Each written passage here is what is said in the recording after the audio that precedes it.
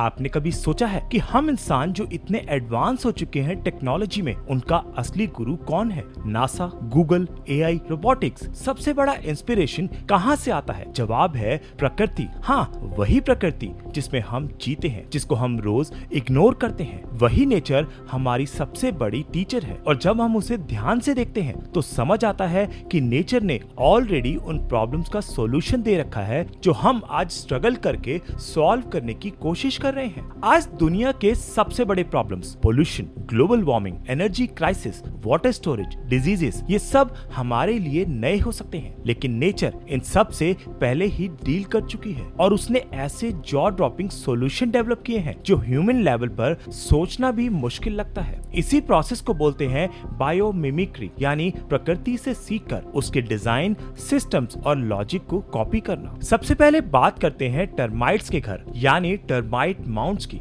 Africa के कुछ सबसे गर्म और ड्राई एरियाज में ये छोटी छोटी चींटी जैसे इंसेक्ट्स ऐसे माउंट्स बनाते हैं जो अंदर से परफेक्टली टेम्परेचर कंट्रोल होते हैं। न एसी न कूलर, फिर भी 30 to 31 डिग्री सेल्सियस का स्टेबल टेम्परेचर पूरे साल। जब साइंटिस्ट ने इन माउंट्स का स्ट्रक्चर स्टडी किया तो उन्हें समझ आया कि इनका वेंटिलेशन सिस्टम इतना परफेक्ट है कि हर गर्म हवा निकल जाती है और ठंडी हवा सर्कुलेट होती है बिना किसी एनर्जी यूज के। इस आइडिया को मिमिक करके हरारी, जिम्बाब्वे में ईस्ट गेट सेंटर नाम का एक कमर्शियल बिल्डिंग बनाया गया जो ट्रेडिशनल बिल्डिंग्स के मुकाबले 90% कम एनर्जी यूज करता है कूलिंग के लिए। अब बात करते हैं लोटस के पत्तों की। जब पानी लोटस के पत्तों पर गिरता है तो सीधा स्लाइड करके गिर जाता है, साथ में मिट्टी और डस्ट भी ले जाता है। इस सरफेस प्रॉपर्टी को साइंटिस्ट ने स्टडी किया और इसे लोटस इफेक्ट का नाम दिया। इस इफेक्ट से इंस्पायर्ड होके self cleaning paints, glass surfaces और इवन बाथरूम टाइल्स बनाई गई हैं जो कभी डर्टी होती ही नहीं। इमेजिन कीजिए एक ऐसा घर जिसको कभी पोंछना न पड़े। शार्क स्किन भी एक नेचुरल डिजाइन का कमाल है। शार्क के स्किन पर माइक्रोस्कोपिक स्केल्स होते हैं जो बैक्टीरिया को ग्रो होने से रोक देते हैं और फ्रिक्शन भी कम करते हैं। जब साइंटिस्ट ने ये देखा तो उन्होंने हॉस्पिटल के बेड कवर्स, सर्जरी टूल्स और इवन स्विम सूट्स बनाए जो इन्फेक्शंस को रिड्यूस करते हैं और वाटर रेजिस्टेंस भी कम करते हैं। ओलंपिक स्विमर्स ऐसे ही सूट्स पहनते हैं जो शार्क स्किन इंस्पायर्ड होते हैं। और एक इन्वेंशन जो हर किसी ने यूज किया है, वेलक्रो। इसका इंस्पिरेशन आया बर्ड से, वो छोटी छोटी कांटे वाली गेंदियां जो कपड़ों या कुत्ते के फर में चिपक जाती हैं। स्विस इंजीनियर जॉर्ज दी मेस्ट्रेल ने माइक्रोस्कोप से देखा कि बर्ड्स में छोटी छोटी हुक्स होती हैं जो किसी भी लूप में फंस जाती हैं। इसी आइडिया से वेलक्रो बना। आज हर shoes, school bags, even astronaut suits में यूज होता है। अब बात करते हैं वेल्स की। हम्बैक वेल के फिन्स पर एक यूनिक पैटर्न होता है, ट्यूबिकल्स, जो वाटर को ऐसे स्ट्रीमलाइन करता है कि वेल मिनिमम एफर्ट में मैक्सिमम मैनूवर कर सकता है। इस डिजाइन को मिमिक करके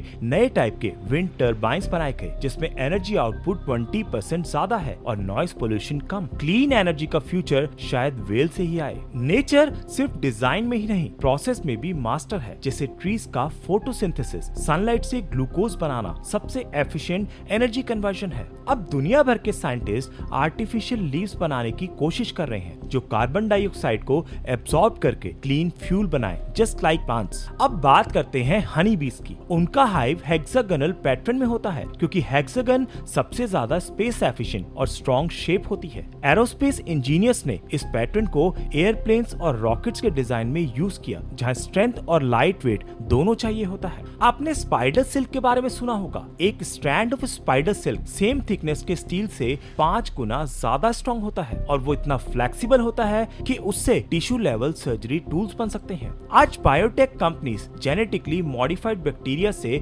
स्पाइडर सिल्क प्रोड्यूस कर रही हैं for making bullet proof waste, ligaments, even flexible electronics. और यही नहीं, पिकॉक्स के फेदर या बटरफ्लाई के पंखों का रंग पिगमेंट से नहीं बल्कि माइक्रोस्कोपिक स्ट्रक्चर से आता है। लाइट स्कैटर होने के तरीके से ही उनका रंग चेंज होता है। इस आइडिया से इंस्पायर्ड होकर साइंटिस्ट ने कलर चेंजिंग फैब्रिक्स बनाए हैं जो लाइट के एंगल के हिसाब से शेड चेंज करते हैं बिना किसी केमिकल के। डॉल्फिन्स और बैट्स का सोनर सिस्टम भी इंस्पिरेशन बना अंडर वाटर नेविगेशन और ब्लाइंड असिस्टेंट डिवाइसेस के लिए। बैट्स इको लोकेशन से अपना पाथ डिटेक्ट करते हैं बिना कुछ देखे। इससे इंस्पायर्ड होकर विजुअली इम्पेयर्ड लोगों के लिए अल्ट्रासोनिक स्टिक्स और स्मार्ट ग्लासेस बनाए गए जो साउंड वेव से ऑब्जेक्ट डिटेक्ट करते हैं। पाइन कॉन्स के स्ट्रक्चर ने ने स्मार्ट फैब्रिक्स डेवलप करने में हेल्प किया जो टेम्परेचर के हिसाब से ओपन और क्लोज हो जाते हैं, यानी गर्मी में वेंट खुल जाएगा और ठंड में क्लोज हो जाएगा बिना इलेक्ट्रिसिटी के। और प्लांट्स भी छुपकर कुछ काम नहीं करते। डेजर्ट प्लांट्स जैसे कैक्टस एकदम मिनिमम पानी में सरवाइव करते हैं। उनकी रूट स्ट्रक्चर और वाटर स्टोरेज टेक्निक से इंस्पायर्ड होके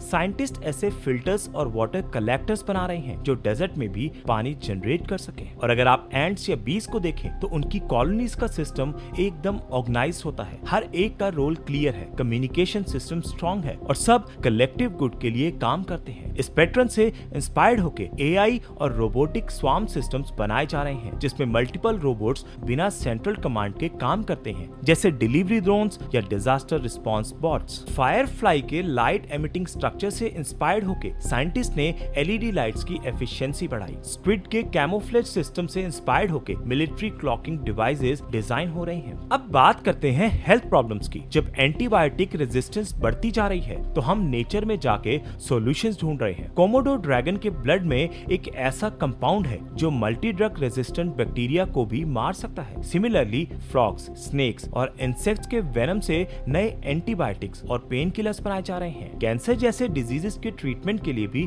नेचर हमें गाइड कर रही है। शार्क्स रेयरली कैंसर से अफेक्टेड होते हैं। उनकी इम्यूनिटी सिस्टम से इंस्पायर्ड होकर नए रिसर्च हो रहे हैं। सिमिलरली एलिफेंट्स के डीएनए में एक एक्स्ट्रा P53 जीन होता है जो उन्हें कैंसर रेजिस्ट करने में मदद करता है। अब साइंटिस्ट ह्यूमन सेल्स में इस जीन को इंसर्ट करने का काम कर रहे हैं। और जब हम बात करते हैं ग्लोबल वार्मिंग और एनवायरनमेंट कोलैप्स की तो मैंग्रोव फॉरेस्ट और कोरल रीफ्स हमें बताते हैं कि कैसे एक बैलेंस इकोसिस्टम नेचुरल डिजास्टर्स को एब्सॉर्ब करता है। कोस्टल सिटीज अगर मैंग्रोव से इंस्पायर्ड हो जाए तो फ्लडिंग और इरोजन का इम्पैक्ट बहुत कम हो सकता है। और क्या आप जानते हैं कि जेलीफिश का structure autonomous under water drones के डिजाइन में यूज हो रहा है। लाइट वेट, स्मूथ मोशन और पैसिव नेविगेशन जेलीफिश से बेटर अंडर वाटर मॉडल कोई हो ही नहीं सकता। तो जब हम सोच रहे होते हैं कि नए प्रॉब्लम्स कैसे सॉल्व करें तो हमें कहीं दूर जाने की जरूरत नहीं है। नेचर ऑलरेडी सॉल्यूशंस दे चुकी है। हर एक लीफ, इंसेक्ट, एनिमल